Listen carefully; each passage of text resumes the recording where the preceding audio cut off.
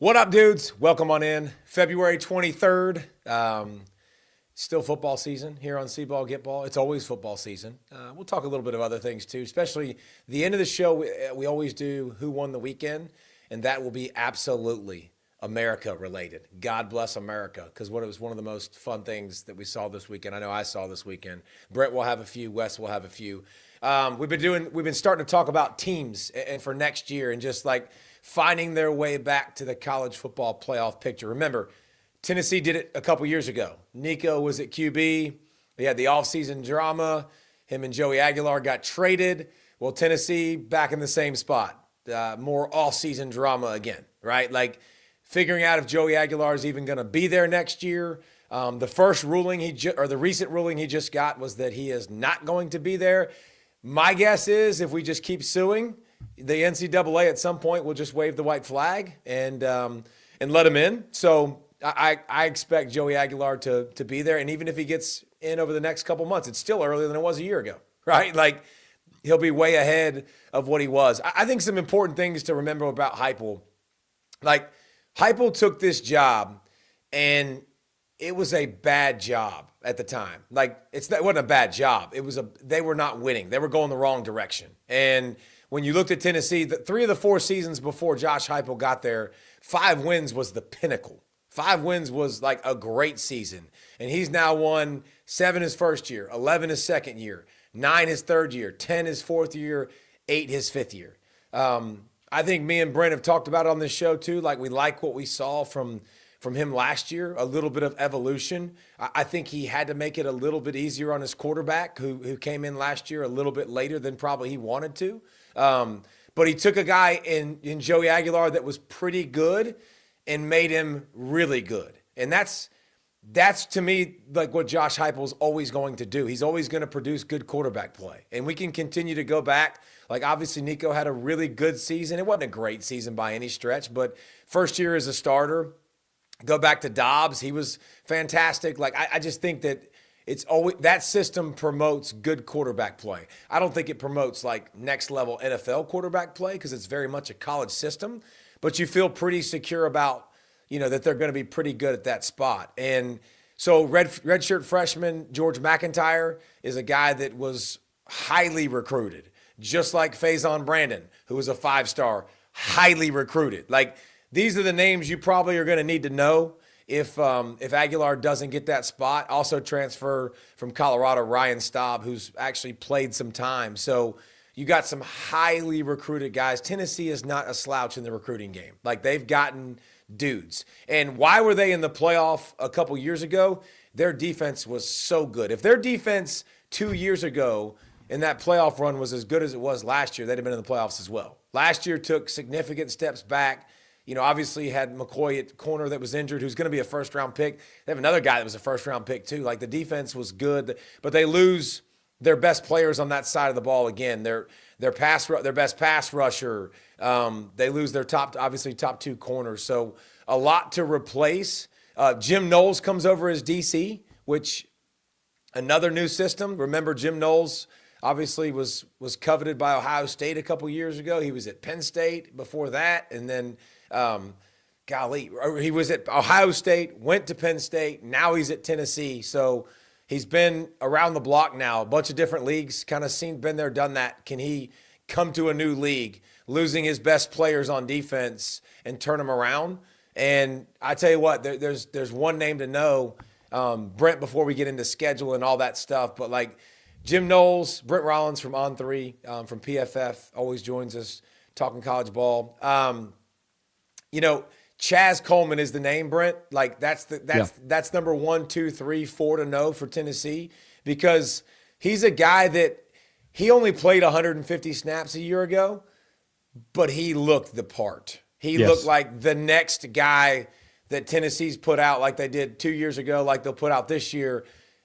You see it all, man. Like you see, and he was a guy that was a late bloomer in recruiting in high school, and then and Penn State was on him, and then everybody started to jump on him, and he stayed at Penn State. And I think he would have continued that tradition of the number 11s. Like he was next. He was the next guy to tap. He was the number 1 guy in college football in the portal on the defensive side of the ball. And that's how good he was with only 150 snaps a year ago. So I think Tennessee and Heupel, obviously, it's way better, and he's accelerated the program the last 5 years. Now it's going to be interesting to me to see, can they sustain the success? And here's the most important thing to me. Can they beat some teams that they're not supposed to beat? Yeah. Like, because they beat the teams now, like they don't mess around anymore with the teams that they aren't supposed, or that they are supposed to beat. I feel very confident in Tennessee now in who they are. But like, to take that next step, the Volunteers need to start beating teams that are better than them or equal as them to really take that next step and go to the college football playoff and maybe win a game or two. And we'll get to the schedule in a little bit, because there's opportunities for that at home specifically. But You mentioned Coleman. It wasn't, and the good thing with at least bringing Knowles, his system is kind of known for that. Hey, takes a little bit of time to get used to it. You know, a lot of volume, a lot of things, moving parts. Exactly. So what do? You bring guys that played with you. Dejon Lane, Amari Campbell, Xavier Gillum, all from Penn State that came. They got the Metcalf brothers from Michigan. TJ Metcalf played 700-plus snaps for Michigan. A lot of experience, ton of different secondary guys that they brought in the portal. I actually like the level of at least competence that they brought in the portal, and then it's, can you take what you have that's remaining and be like Redmond as a true freshman last year at corner, played really, really well, was one of the highest graded players. Spillman at linebacker. Like, they've got players that are there already, even though that they lost a good bit. So I like that the depth of just experienced guys that they brought in the portal. But the part you were talking about with QB, I'm going to assume no Aguilar, actually, because I just think that's one that there'll probably be, like you said, there'll probably be another. The NCAA doesn't win much. Somebody's eventually. I'm gonna bet against the NCAA every time, because I ain't seen them win many. Like, this is like going, hey, this is a team that never wins. Why would I bet on them to win? We'll see, but let's for the sake of argument, no Aguilar. Do you realize that's 5 different starting QBs, 5 straight years? Hendon Hooker, Joe Milton, Nico, Aguilar, and then whoever would start, if no Joey Aguilar this year. So my question there is, when you've got 2 guys who really haven't played a lot, is your choice the one that is the most talented and has the highest ceiling, or the one that just you think is going to limit the mistakes the most? Here's the problem, man. I think there's 2 different answers to that in 2 different eras of football. But like, we're not in the era of football anymore of like building for the future. Like, everyone expects this year. I didn't go get these guys in the portal to not win now. Like, I went and got these guys in the portal to win now. And we're not in the world anymore of development. Like, everybody's not looking around going, oh man, that guy is an incredible developer of talent. No. I don't give a dang how you get them. I don't care how the sausage is made. Just go make it, right? Like, and make it taste good. And so I don't think you have that luxury anymore. Now listen, like, what's the temperature of your team? How good is your defense? How quickly? You have to play complementary football. Like, that's a yes. That's and they've done a much must. better job of that the last couple of years, I think. Bro, 2 years ago, their defense, to me, was the best part of their team, and it wasn't close. Like, now, last year, not as much, defensively. But here's the good thing if I'm Tennessee. I play Furman. I play Georgia Tech. I play Kennesaw State.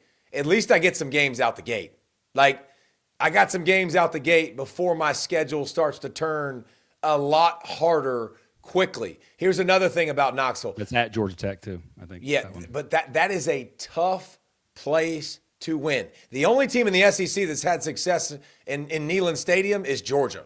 Everyone else gets beat. Like, those fans are so freaking awesome. Loudest stadium I've ever heard at one moment in time. When Travis Stevens caught that screen pass in 2001, I was talking to the guy next to me, and we couldn't hear each other on the football field. Like, the absolute craziest atmosphere. So good. So the fact that you've got a few games to get that started and figure out, I trust Heupel. Like, I just trust him. I don't care who that is at the quarterback spot. Like, I feel like, now here's the thing. Here's what I would say. If it comes down to anything type of close, I think Heupel's offense and the way they run the football, and that's another thing. I think Deshaun Bishop has a chance to lead the SEC in rushing. Like, I think that guy, like, if you ask me who's going to lead the SEC in rushing, I'd say him right now. Like, he'd be the favorite for me. So you're going to have the ground game like you always do. Now, who can also give me some of that run game? Because when Hendon Hooker could do that, man, this offense went nuclear. Like, it went to a whole nother level. So I think it's got at least keeping them on schedule as a QB. It's like, hey, yes, nothing's there. All right, let me go get 5. And especially when you space so much with this offense. Now, they had some tweaks last year, but when you space the numbers out so much, like you make everyone else play 2 deep safeties. You make everybody else play very conservative. You can't play very conservative and play the quarterback run game.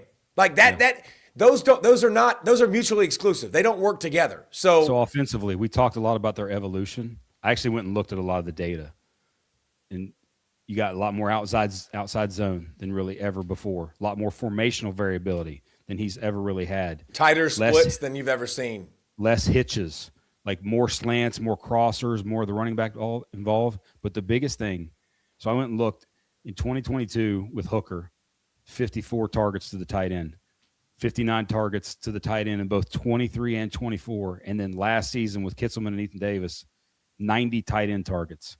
Like, effectively using the tight end, and that's an element you just haven't seen. And granted, some of that's, hey, Kitselman's a really good player, and maybe your receivers and development, things like that. But it's just the evolution of that offense that's going to help also get a younger quarterback, have a safety valve, that sort of thing. But yeah, the schedule you talked about: Texas at home, Alabama at home, LSU at home. Those 3 big dogs at home. No Georgia.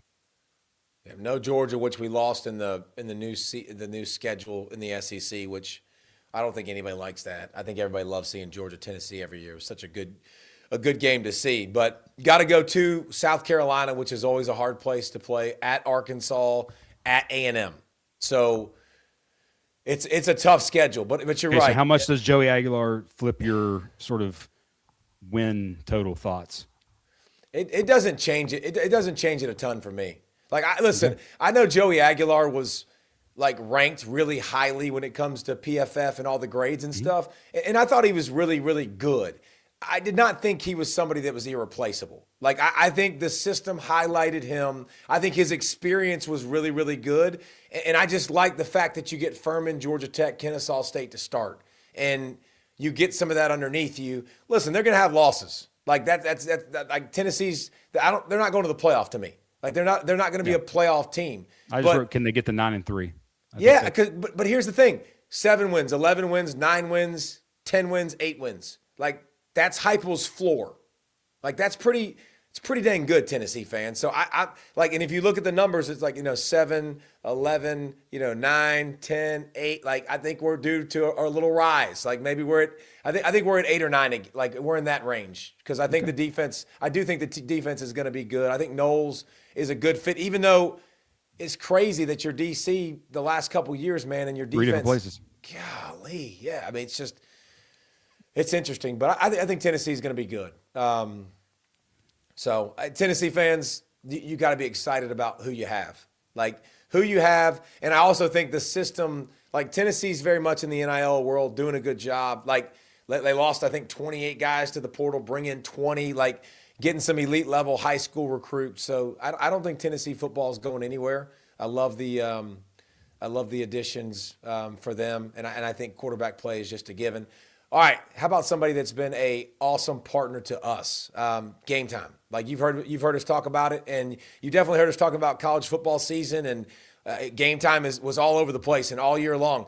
Or it was all football season long. No, it's all year long. If you need seats to college hoops, if you need hockey, by the way, I am a hockey fan now. Like, watching the USA, dope. If you need hockey tickets, concerts, stand-up comedians, go to Game Time. The tickets for everything you can imagine. And again, without the fees. Like, I love what they have going on. They've been one of the best partners we've worked with. C-Ball, Get Ball listeners, it gets even better. Go to GameTime.co or use the Game Time app. The Game Time app is so easy to use. And if you use it, check out the promo code Pollack for $20 off your first purchase. And that's GameTime.co. You heard me, C-O, or the Game Time app. Promo code Pollack, $20 off your seat. That's a dub for C-Ball, Get Ball listeners. All right, there you go.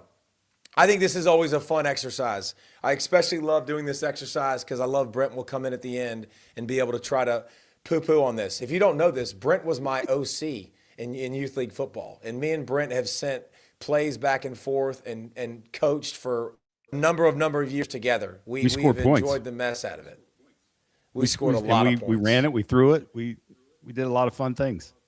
And we had a lot of really good players, by the way. Golly, our list of Division I players are starting to get long. So I'm starting to wonder if it was us or the actual kids that we had. Really good players. We had a really good run of kids that are in the double digits now of playing college football. All right, Brent. Some major college football. Yes, major. So I'm going to give you my top guys. So Wesley is Wesley in the mix? Because Wesley, I think I went with. We're doing all guys, Wesley, right? That are guys that are joining new spots, correct? Okay, the framing of this list, OCs in 26 that are going to take their program to the next level. So that's how it's raised. Beautiful. Yeah. Yep. Okay. So that's set up so much better than I would have set that up.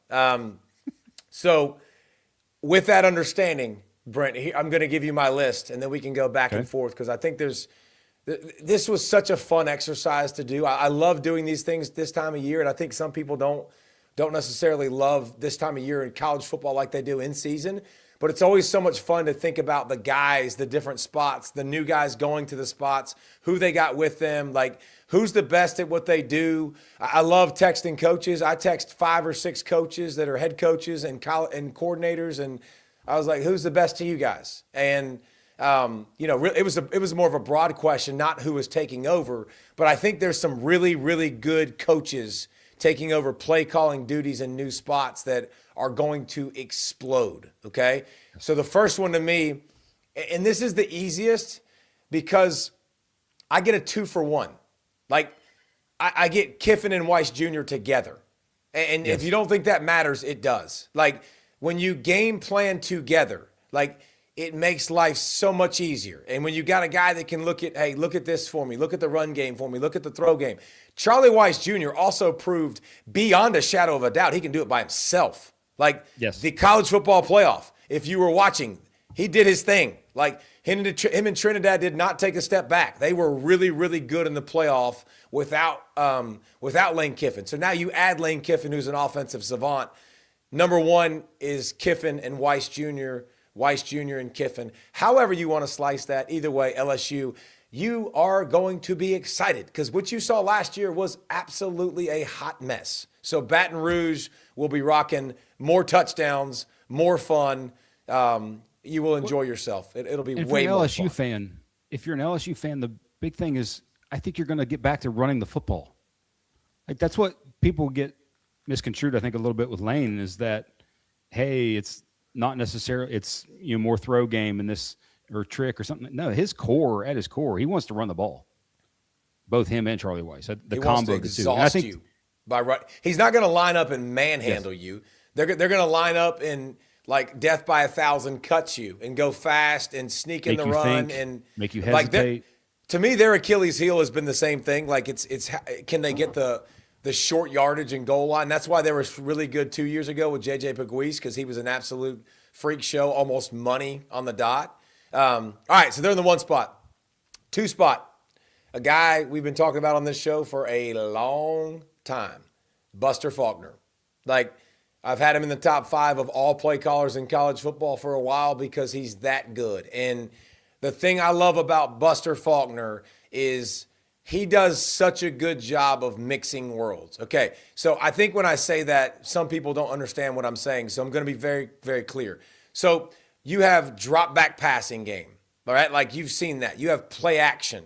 You have run game with RPOs, like put those in the same box. You have screens. You have pocket movements where you go boot or dash. And then you have gadgets, the trick plays. Like it's really, really hard to take all of those types of plays and make it come into one. And Buster can do it, man, because I don't know how. Like, and another thing I love about great play callers, they're willing to repeat the same play and call it again and call it again. It ain't got to be, hey, I am the smartest guy in the room. Watch how much volume I have. I love that about Buster. If it's working, man, and he's picked that scab, he'll keep picking it again. And you bring him to Florida, and Florida, what you've had offensively, which has been a mixed bag, like not a lot of good, like I think you go like this too and have a lot more fun, like a lot more fun. So Buster Faulkner in the 2 spot coming in to Gainesville, and he's going to hit the ground running. It's going to be a whole lot of fun for, hey, Florida fans, like you've been excited the most when you had Spurrier and when you had Urban Meyer. Like this is going to look a lot closer to that on offense. It's not going to be what you've seen the past couple of years. So Buster Faulkner in the 2 hole. Will Stein is in the 3 hole. And you can go Joe Sloan if you want to, because he's obviously the offensive coordinator calling the plays. But I love Will Stein. And if you've been watching him at Oregon, a couple of staples, he's going to go unbalanced. He's gonna run the football. Run pass ratio to me is always good. Last year you watched it like it was almost 50-50. They're gonna be physical. Like they're gonna be good at the point of attack. You know, the pro style passing game. He feeds his studs. He's not afraid to do new things. Always great quarterback play. Like you look at his time at Oregon, man, whoever it was, like great quarterback play. And I'm talking about going through reads, knowing what they're supposed to do. That comes down to details. That comes down to coaching. So Will Stein in the 3 hole, you know. So who's batting cleanup? Who's number 4? The number 4 coach to make a huge difference. Y'all ain't even going to know this guy's in college football. Literally. I would love to see if Brent even knew that. I'll ask him that later when I'm done with my 5 and he gets to pick it apart and pick who he wants. Chip Kelly. If I asked y'all right now in the chat, where is Chip Kelly? Who is he coaching? I'd be curious to see if we'd even get responses. I'm looking at the chat right now. No responses yet. Tick, tick, no responses. He's at Northwestern. Chip Kelly's at Northwestern. Remember, Chip Kelly was at Oregon obviously for a long time. Head coach at UCLA. Goes to Ohio State. Wins a championship. Peace, I'm out. I'm going to the Raiders. Oof, Raiders. Oof. Not good, right? Not a good spot to be. The thing I love about Chip Kelly and spending hours I remember watching tape with him and just picking his brain. Chip Kelly does not adhere to what everybody else is doing. He wants to know why things work. And if you tell him he can't do something, he wants to know why. I'll still do it if I think I can do it. And I love the way remember 2 years ago in that championship run for Ohio State, they reinvented the wheel on the fly late in the season with his play calling. It was incredible. Like, it was absolutely incredible. Using bigger wide receivers and as those tight end roles, like Chip is unbelievable. Using bigger personnel. He's been so innovative throughout his career. Chip Kelly's an absolute stud. And so, I think too, when you bring somebody like that to Northwestern, like you have to be a little bit more creative. And he's a guy that can be creative. He can take what he has, use it in a good way. And I think, Chip Kelly, I don't think he has anything to prove to anybody. Like Chip Kelly's been that guy, and also just big onions in the big moments. Like he's got no problem making big calls in big moments. All right, number 5. This is going to make you go, did that idiot just say that? Did he really say that out loud? Bobby Petrino. So I know immediately I say that and you think neck brace, Bobby Petrino back in the day. If you're a Falcons fan, you think, hey, notes in the lockers, leaving midseason to go take off and take another job. Bobby Petrino's good, man. Like he's just his passing game has always been so elite. His bag of what he can call in the passing game is next level. He knows how to dial it up to create big plays. He's freaking good. Going to North Carolina. Now listen, I don't know if North Carolina's been – last year they were not very good at shopping for the groceries, and last year play calling was atrocious. So it was ungood. Now I don't know if Bill's going to let Bobby do his thing and how that's going to work, but Bobby Petrino has a lot in his bag, a lot of experience, and I think he'll make a huge impact on North Carolina. Brent Rollins, you have the floor, sir. Any big complaints? Any ads? What you thinking? More comments. Like, I agree with Buster. I think he definitely needs to be on the list, especially at Florida. And with Philo there, I think people immediately think QB run game because of Haynes King. No. He ran a different offense with Philo. He didn't use him in the design run game, and it's his ability to sort of mold his offense to his talent is not next fair. level.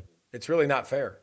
Like guys that can do that guys that can do that are so hard because that means they can literally kind of pick the style they want to be, and whatever you're weak at, they can exploit. It's not fun. Buster's, if you're a Georgia fan, you've seen him be a pain in your ace. If you're an ACC fan, you've seen him be a pain in your ace the last couple years. And Haynes King was a castaway from A&M. Like Haynes King's a good player. Buster made him a great player. Yes, very much so. Stein was on my list. Charlie Weiss was one.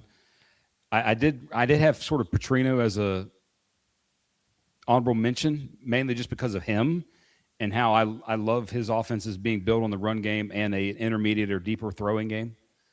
The two for me that I don't know that you put was Dean Kennedy at UCLA. Okay. That with Chesney that comes from JMU, takes their offense. Like I love what they do with a lot of the different elements, especially with the QB run game that they did at JMU. So I think that one's going to be, and I think Nico, that kind of stuff. That's going to be fun to watch. I think that's a good marriage. I like that. Here's what I'll say. It's just like Alex Golish. I love Alex Golish, and I think he'll make a big impact. But I haven't seen it at the Power 5 level. So I'm just like Tim Cramsey, like at Memphis. I think he's unbelievable. GJ Kinney from Texas State's unbelievable. But like I wasn't ready to go Power 4 guys or non-Power 4 guys to Power 4 guys.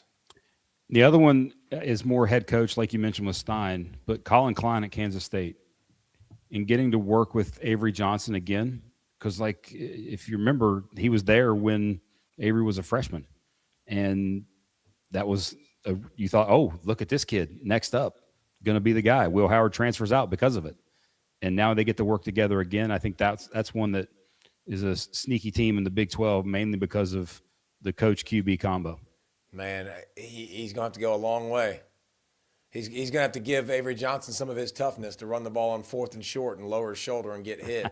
I know you're not a fan. One other that, not in a new place, but I think is going to look completely, or not necessarily completely different, but a lot different, is Shannon Dawson in Miami. Yep. I think Mensa's going to bring a downfield element. He'll unlock what that wasn't Carson Beck's strength, and that's going to make Miami way more dangerous. Agreed. And another wide receiver outside that complements Tony well too. So I want to give y'all SEC coaches, ACC coaches, Big 12 coaches, Big 10 coaches. And I'm going to give you a bunch of names that when I asked who the best OCs were in all of college football, these are the responses that I got from coaches. So I just want to put some of these guys on the list. Mike Denbrock appeared a whole lot for Notre Dame. And if you've watched Notre Dame just the past 2 years ago, they go to the final game, a chance to win it all in an offense that looked nothing like CJ Carr's this year's offense, right? Like it was running QB, power run game. Like, you know, they could do that. And that was the world. They managed the passing game. Last year was like, all right, let's open this thing up. It's fun. So what you saw with Jalen Daniels years ago, Jalen Daniels at LSU, he won a Heisman. Like, right? Like he knows how to coach offense at a really, really high level. Mike Shanahan at Indiana. I think he just proved how good he is. Like, I don't think he needs to prove anything else. And I think the most important thing about him, or the thing I love about him the most, is nothing deters that sucker from the run game. Like, Indiana is going to run the football. It doesn't matter. They did it 2 years ago. They did it. They're, even if they're not having success and it's a 1 yard run, they're waiting for the 10-yard run and the 20-yard run. And they're okay, like, getting those death by 1,000 cuts. He's not going to get deterred. I just love that about Shanahan. When I think about offensive coordinators in general, me personally, number one focus is, can you run the football when you want to, and can you have diversity in both the run and the pass game? And I think all of these guys that we've mentioned today, they have it's a run game focus. That's, hey, we're going to run the football. Everything else is going to be sort of married off of that and come off of that. Yeah. Well, and I think the cool thing about this, man, and again, we are in the weeds and we're nerdy. It's the off season, but like, I think you have play callers that are planners, and they're really, really good at planning, and their plays off of plays are really, really good. And then you have play callers that are feelers. Like they feel it, and they kind of go with their gut, and they make decisions that are awesome, and like that are just that it wasn't planned, it wasn't scripted. Like, and that's like it's two different. Stop saying like. It's a couple different styles, and I like that about having different guys that the way they attack and they have the feel. All right, I'm gonna give you another one. Not surprisingly, that was on a lot of coaches' list. Lincoln Riley. Like Lincoln Riley deserves to be on every list. And still the master of counter. Counter, the run pass element, and the insane QB play wherever he goes. Like it doesn't matter what school he's at. Wherever he's coached, I was covering him at ECU years ago. Like the dude, wherever he is at, great quarterback play follows and insane shallow screens. He is the master at bringing a guy across the formation, throwing to him behind the line, his receivers, tight ends, guys blocking down the field, which is legal when the ball is caught behind the line of scrimmage. I don't know how he does that, but he does an amazing job with the timing. But Lincoln Riley, probably on everybody's list. One guy that was on a couple of lists that kind of surprised me. Jake Spavital from Baylor. When I think Baylor now, I kind of think pass happy. Especially this past year, they got a little too trigger happy for me. But I think the mixing of playmakers, the mixing of the run game, they find 2 years guys. ago, they had almost 2 guys have 1,000. Yeah, I mean, and one of the best tight ends in the country. So Spavital was on there. This guy that was on the list next was on several lists too. Tim Beck. Thank you. Vanderbilt OC.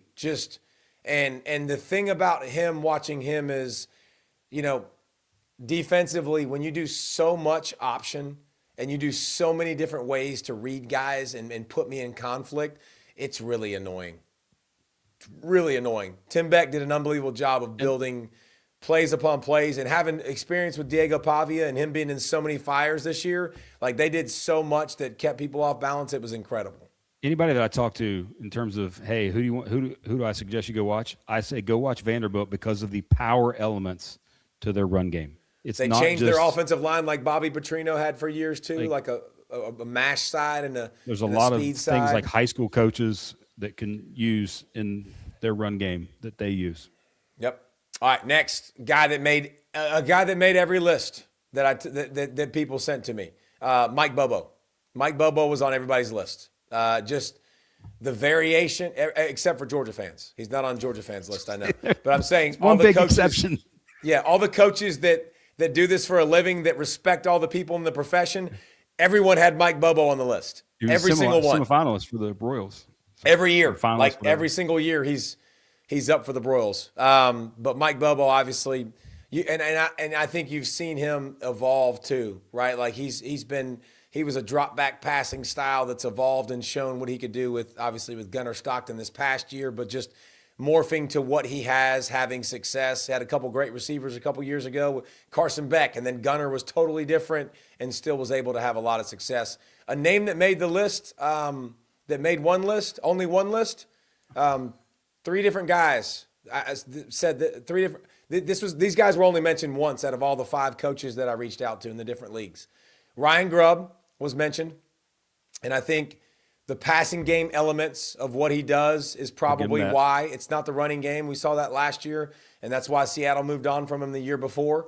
But the passing game elements, multiple plays in the huddle, formation into the boundary stuff that he does, it did a really good job. And early in the season, Alabama looked like one of the best offenses in the country, and then, we threw cold water all over that, and it didn't really come back. Andy Koltanecki, which I'm a huge fan of. Now, it did not work in Penn State. It did not work real well. But I think it had more to do with the quarterback than I think it had to do with Koltanecki. But that's just me personally. I think it did not. I'm not as big a fan. It did not work well. I love the shifts. I love the motions. I love the creativity. The year before when you based it on the run game, when you ran the football and built it around Tyler Warren, it was really good. When you tried to build it around Drew Aller and you tried to make it about him and the throw game, it wasn't that good. Like a guy that didn't have the great timing. He has the great arm, but the timing and the other stuff did not go well. And Colton Ecke was a big name that I think will become a big name again because I think he's really good. I just didn't think it worked with James Franklin and that system and what they asked him to do. So Colton Ecke was on there. And then one other one, and you will love this, Brent, Drew Cronick. Drew Cronick last name was on there. Wing T with more motion, with option principles and more passing. Like he's a really, really good coach. Been a lot of smaller schools and really knows how to coach the game of football, man. It's amazing how much, when you really dive into offensive football, so much is built on wing T principles. Old school, 1980s, early 90s, late 90s wing T stuff. So it's fun to see. It's a big list. Hey, one name that we didn't mention that I actually, to me, is one of the more intriguing ones in terms, especially new guys. Arthur Smith, at Ohio State. Like, he's done a lot of good, but it's also not the most exciting brand of football. At least I will say, maybe is probably the best way to say that. But he's got different players now, and he's got better players than everybody else versus what he had in the league for a few years. He's got better players. He's come into a system with better players now, but I also think that the NFL and the college game are more similar than they've ever been. And so I think first of all, we'll get Arthur Smith on the show at some point in this offseason. And I want to do it after the spring, though, after the spring game, talk to him about what that's like. But it'll go well, because you have a great quarterback, you're going to have great receivers, you'll have great tight, like everything about it will be good. I don't know how Ohio State doesn't have good offense. And if you sat down with Ryan Day, who's elite, and he had picked your brain and what you want to do, like I'm going to take the side of he's going to kill it and he's going to do great, which is what I expect. That's a good list. All right, on to the next. Before we get to Numbers Don't Lie with wide receivers. It's a great show, by the way. You should be digging this. There was an article that ESPN wrote about, and it talked about the street agents and the unregulated agents and what it's doing to the sport. And let me tell you something. I can't tell you how much I've heard this from people on the streets and from people saying it. Like, agents are ruining this. Agents are causing guys to move halfway across the country for $30,000 more that they're spending on a moving van, right? Like they're spending to get their stuff from one side to the other. So high school kids are marks, they're targets, and anyone can represent them. And I've heard of people charging 20% for an agency fee. That's absolutely ludicrous. Like 20 to 25% is insane. You get 2% in the NFL. Like you're absolutely not pulling your value. Horror stories with GMs, like that they're meeting with these guys. These guys are unqualified. They'll tell them a number and they'll be like, oh, never mind. Like it's incredible to see, but it was the amount of people getting charged after the fact, the amount of people not knowing what's going on. It's crazy, man. Like I think it'd be great to have the coaches and the lawmakers that, like, they're pushing back and they're trying to get an agent, registration, cap fees. It would be awesome. Listen, you can feel however you want about NIL. Like, and you can give these players all you want, and that's fine right now, the way you're doing the system. But if you have agents that keep representing these kids, because these kids are going to do exactly what I did. I'd be like, Dad, like, I don't know, Dad, represent me. Like, go talk. Whatever I'm supposed to do, Dad, do it. Like, that's what I would have done as a high school kid. Well, you're doing that, and you're getting people that are very underqualified. And because of that, the kids are getting screwed. These kids are getting screwed blind, man. Like, they're missing out on so much money, so much opportunity. They're moving more because of it. Like, they're not being let in on the whole story. Like, if we can find a way to do a good job, just like the NFL you have to be cleared. You have to be proven. You have to take the steps to fill out complete all the different courses. And once you're checked, now you can be an agent. Like that's what we need. We need to fix it for players so they get the full benefit. We need to fix it for the coaches. We need to fix it for the fans. Like, all of this goes together, because I think there's more player movement because of agents. because of bad agents. Bad agents are giving kids bad advice. Bad agents are talking to teams, overplaying their hand like crazy, and then their guy doesn't have a spot, man. And they're left out in the cold. Like, it's happening all over the place. It's happening all over the country. Bad representation is costing these kids a lot of money and a chance to be successful. And teams, for a chance to be successful with certain players, it stinks. And the chat just hit it right there. Look at what happened to Nico a year ago. Like, that's his family, his dad that's representing him. And that stinks, man. Like, and it hit Tennessee, and it didn't affect Tennessee that much, but it affected Nico a lot. He still had some good moments at UCLA. But, like, really, where should he be? What should happen? Like, it's frustrating because, listen, I'm all about the kids, and y'all are too. Y'all are about the guys that are getting paid. They're the ones getting screwed by bad agents. So just keep that in mind. All right, we did it last week. Oh, you got something, Wesley? Yeah, I just wanted to add one thing from that article that I thought was interesting. You know, we see all the college examples, but it highlighted in that piece how the high school athletes are getting worked over because they're the ones that are benefiting a ton without even having to play in college football yet.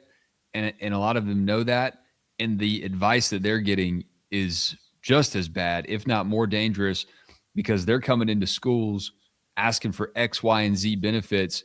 And whether it's a real agent or their uncle or their mom, I mean, they're asking for things that they haven't earned yet. And maybe they shouldn't earn. It's not just the monetary stuff. It's the off the checkbook type of perks and benefits. That's just unreal, man. Well, and they're negotiating on the behalf of negotiating on behalf of the kids, and then they don't tell them. Like, they don't tell the kids that they're negotiating. And the kid, you're thinking, I want to just take care of football. Like, I want to be a football player, and that's how you should be. That's how it should work. But the problem is, your guy, like, they're getting flooded by their DMs. Hey, I can represent you. Hey, this is what I've done. I can make you some money. How the heck do you know if they're real? Like, if they had to get certified and go through classes and get a shield and a check from the NCAA, like, certified, like, these are the good guys. It would make things a lot better. All right, Brent, let's get the numbers never lie, or numbers don't lie. Same thing. Numbers don't lie. Numbers never lie. Actually, numbers do lie. That's some bull crap. But anyways, I digress. We went through the running backs last week, and I thought it was really, really good. So now we're going to get some numbers on wide receivers. And I hope I didn't prepare for the guessing game, but my son pointed out last week, he was like, what a guess. He was like, I can't believe you hit that 21,000-yard rushers a week ago. I was like, complete and total luck, buddy. I can't believe that he listens. He always listens. I don't know why. My 17-year-old son Thank you for loves listening, it. Nicholas. Appreciate you, buddy. All right, so interesting just trend, because we talked about how running backs and the number of, we had 31 guys with over 900 yards rushing, 20 that were returning with over 1,000. It's a lot different in the Power Four when you look at wide receivers. Starting in 2019, there was 24 1,000-yard receivers just in the Power Four, Power Five at the time. Gradually decreasing to 2022 was 20, 23, 17, 14. Last season, 10. Only 10 receivers had over 1,000 yards in the Power Four, and one of those was because Malachi Toney played games 15 and 16. Yep.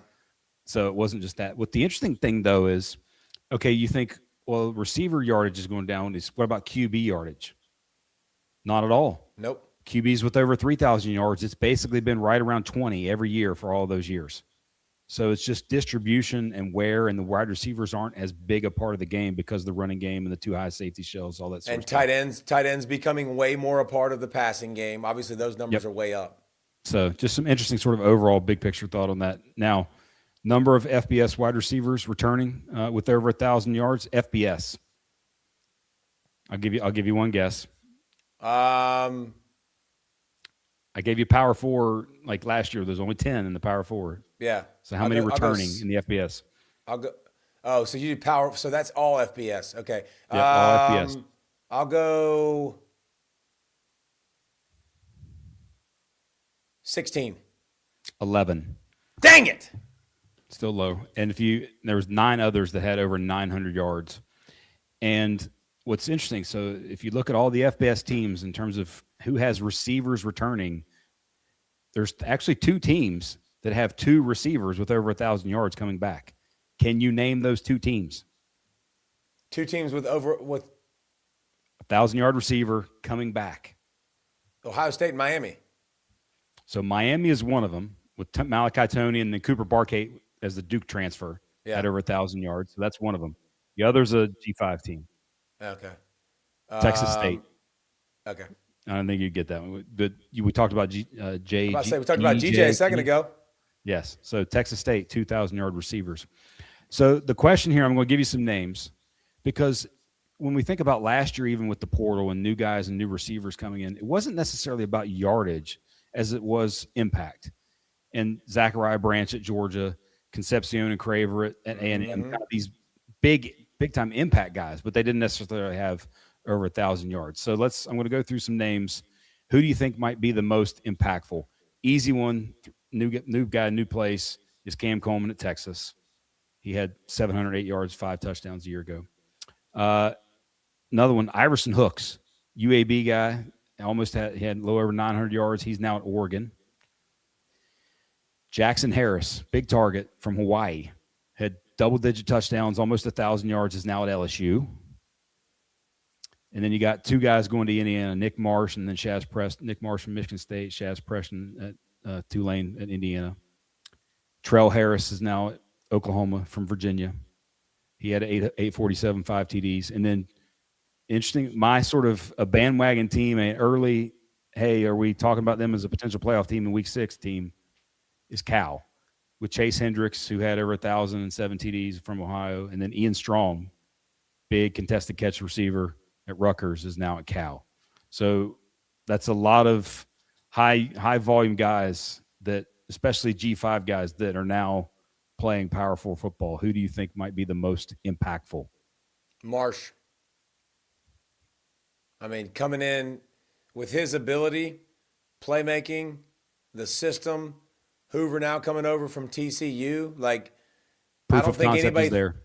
I don't think anybody thinks Indiana is going to fall off a cliff, bro. Like, I don't think they're going to be what they were without Mendoza, but they're going to be really, really good. Shanahan's still there. Like, their defensive coordinator, Haynes, is still there. Like, there's still a lot of pieces and a lot of culture there. I think that I'd go Nick Marsh because I think you've seen it when he's been at Michigan State, man. That dude can play. I mean, he can go. I think when you give him a really good quarterback, his numbers are going to go zoof like that. The Cal ones with Hendricks and Strong going there because sort of 2 different types of receivers. You got the big physical, but both actually really good contested catch guys.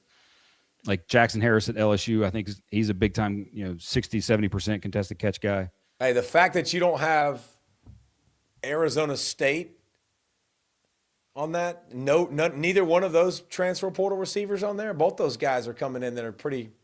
Oh, like Miller's one of them, right? Mario Miller. Just no love. Kenny, you hear that? No love for Arizona State. Golly, can't even dial up offense. I think he said you're a bum, Dillingham. I think that's what he said. Well, so I tried to hold on, real quick. Zoom out, Wes. Yeah, there we go. We got to get that. Zoom out, Wes. Yeah, baby. So look. Here's the deal. Only one can be first. Joey McGuire and company, taking care of business. Kenny Dillingham and company, taking care of business. Georgia, taking care of business. My alma mater. My wife's alma mater, Cincinnati, taking care of business. Listen, Kansas State, you're next. Absolutely. Kansas State took care of us, taking care of business. Just saying, if you send helmets, they'll go behind us. Like that's how this game works. All right, Brent, sorry, go ahead. That's good. I will say, I think I mentioned this to you earlier in the season. The fact that you didn't throw in hey, need a helmet from Lanning with all the text conversations you guys have going back and forth about Big Ten and SEC. You should mention Dan would be like, which one? We need at least 2, one for each of us. There you go. He's got 67,000 combinations now. Which one? But the receiver part, the thing though is that it's impact is not anymore. It's the yardage, and you're not going to see Jeremiah Smiths of the world are unique back-to-back 1,000-yard seasons. These guys now, it's hey, can you get 800 to 900 yards, but have big plays and be consistent and that sort of thing. So A lot of guys Well, in new places.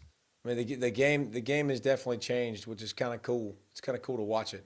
I like the run game emphasis personally. It makes you be creative in the passing game. It's more fun.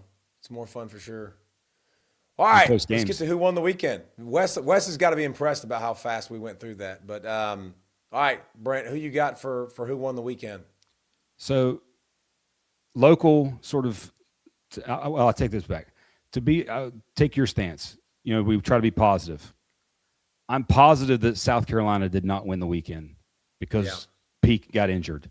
Yep. That was a hurt. It's not good. That's your trophy horse in the portal that you brought in to protect your trophy horse of a quarterback, and now you're like, mother freaker. Yeah. But in terms of who actually legitimately won the weekend, that would be the North County Titans.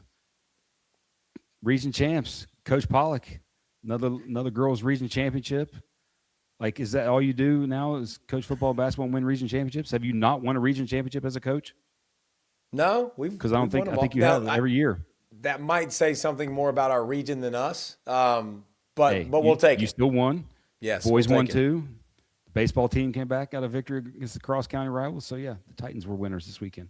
Nice. That's mine. You got another one? Is that it? That's it. Okay. This is the first time ever on this show, and it's the last time probably ever. Maybe not. Hockey is going to be talked about on this show. Like, I have never had so much anxiety as a fan. I've actually never really had anxiety as a fan. Watching the U.S. hockey, like turning that on, I got in the gym early Sunday morning and I'm like, all right, working out. And I turn on the hockey and I'm like, and I'm yelling. I'm yelling at the screen. I'm like, I'm so jacked up. I'm so excited. That minute and 50 of 5-on-3 hockey, like I yelled 7 times. Like I was literally like, what's going on? Like, no, clear it. Like it was amazing. Our goalie is him. That dude was freaking elite. That dude, the save behind the back was dirty. He had like 7 other ones. How about our first score when the dude juggles it like Mighty Ducks back in the day, man? Juggling that puck and then like giving him the deke and then going between the legs. And I think it's a deke. I've watched Mighty Ducks and Triple Deke and Gordon Bombay and stuff. But like that was so amazing. Not only the hockey was awesome against Canada, the win in overtime, the 3-on-3 in overtime was unbelievable. But then the watching the guys celebrate, like watching them bring their fallen buddies' jersey onto the ice and their kids onto the ice and the pride in US of A, I was all in, man. Like I could not stop watching. It was one of the coolest things I've ever seen. And I don't know if I'm going to be a hockey guy now because I got to find a team. Like I was invested. That was my team. Like USA is my team. But that was just what an incredible win. What an incredible game. Like it was fun to watch back and forth so much. Wesley, I could not stop yelling. I couldn't stop getting anxious. Church service was going on Sunday. So we tie and it's OT and I'm like, okay, do I go to church or do I watch this? And so I went to church and I got the OT the OT update while in church. But man, it was captivating. It was awesome. It was so good. You know what was awesome is obviously it hasn't happened since the Miracle on Ice. You get the sweep. The women also beat Canada. But think about like the homegrown hockey talent in America. We did it. We freaking did it, man. It just you don't see that often. I mean, 40 years to the day of the Miracle on Ice. Like that, just that caveat in there too. And it was, homegrown, commitment to the sport, and then beating Canada, who's like literally, they're Goliath and we're David. And we took that stone and said, eat it. We have Georgia has a hockey team, and we got the Rock Lobsters in town here too. So yeah, baby. Could be a sponsor for us. All right, my winner of the weekend is look, it kind of brought me back. I'm going to pull up the reference I'm actually referring to here. Brent has something. Brent, go ahead. You do the hockey. I'll pull. Okay. So on the dog vent, UGAsports.com, somebody pulled, and I guess it was going around Twitter, a guy on January 24th, Craig Custance, tweeted January 4th, 2011. Yeah. Says USA Hockey's 8 and under membership has reached 100,000 for the first time ever. And it says, look out, 2026 Olympics. Talk about calling your shot 15 years in advance. That's pretty incredible. Amazing. Hey, can I tell y'all about my first hockey experience of my life? Let's go. My first year. Yeah, Wes, you have to listen to this. I'm listening even when I'm not like on the screen, right? That a boy. Okay. I mean, I would tune me out a lot of times. Hey, I'm at a Boston college. I'm calling a Boston College Thursday night football game on ESPN. To get to the coach's office, you have to walk through the arena. I walk through the arena. I'm on the second level. So the first level is obviously where the ice is. So I'm up above on the second level. And I'm literally talking. It's me and Rob Stone. Stone was my play-by-play guy. So we're talking back and forth. And literally, we're going to go through the office, but I just wanted to watch for a second. I'm watching, and then I see out of the corner, like off in the distance, and I see a whew, and literally puck zips around, and it goes boom right in my chest. And I am sitting there next to Rob, and Rob's like, what's wrong? And I'm like,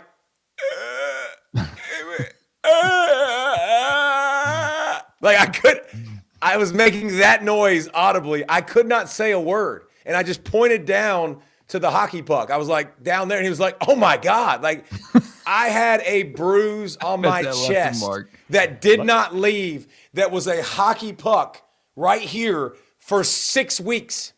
Wow. For luckily you didn't get cardiac arrest. Bro, they said if I got hit here, like I would have been all jacked up. But like I'm obviously thankful, but that was my Boston College hockey experience. And I'm like, I don't think I'm going to experience hockey again. It's probably not for me. If you got hit here, you would look like me back in the day, and then also Jack Hughes after, yes, which was awesome. That was how about that? Player. Like in a sports full of flopping, that dude took a stick to the face and his teeth hanging out, and he's like, fantastic. Like everything about it was awesome Sunday morning. Everything. Did you ever watch hockey? No. Even growing up? No. Like I watched hockey a lot as a kid, like when it was Lemieux and Gretzky and like that sort of Jaromir Jagr for the Penguins. Like I watched a lot of it then. I did play the hockey DP video has game no when idea I was who younger. those guys are. I know exactly who all those guys are. But I did only because I played the hockey video game when I was younger. That thing was awesome. Like I loved body checking people. It was fantastic. All right. See puck, get puck this week. All right. Do y'all remember this? Remember this tweet here? Cardale Jones. Yes. Why should we have to go to class if we came here to play football? We ain't come to play school. Classes are pointless. Yep. So Ohio State transfer Mylan Graham, now at Notre Dame, had a press availability a few days ago, and he was asked about what's different, what's the biggest adjustment between Ohio State and Notre Dame, and Graham says it's not too different.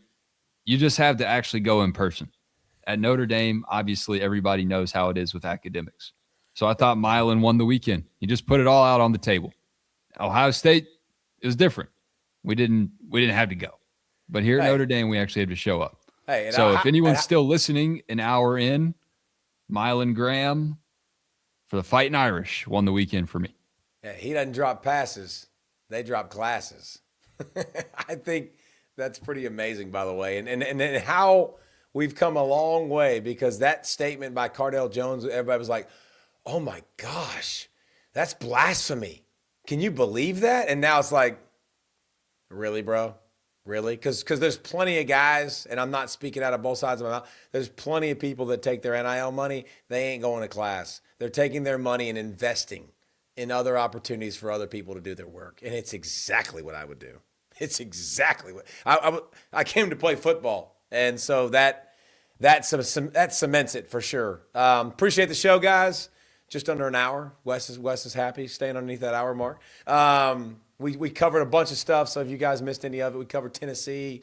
We covered the agents not doing a good job. We covered all the receivers in college football coming back. We covered the top OCs in their new spots. So if you missed any of it, you can go back and grab it. Appreciate you guys joining us here on C-Ball Get Ball, and we will see you later on this week on Wednesday. Boom.